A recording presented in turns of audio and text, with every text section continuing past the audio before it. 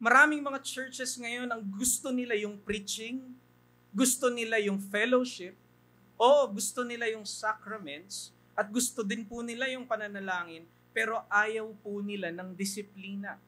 Ayaw po nila ng church discipline.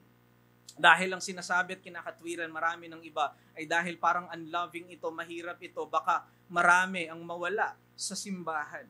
But our only hope is the complete means of grace sa church that is existing. Kaya nga kung ikaw ay miyembro ka ng isang iglesia na maayos, kumpleto ang pamamaraan ng biyaya, magpasalamat ka, kapatid.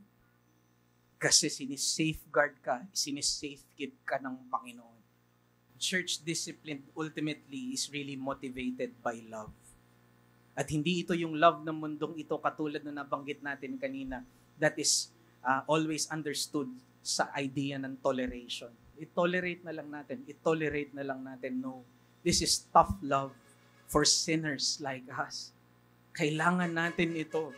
Mga kapatid, wala pong maninisi sa isang nanay na nagpainom po ng mapait na gamot sa kanyang anak para gumaling siya. Hindi ho ba?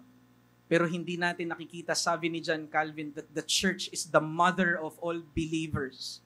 And sometimes may mga bitter medicine na kailangan ibigay ang iglesia para po sa ikabubuti ng mga anak nito.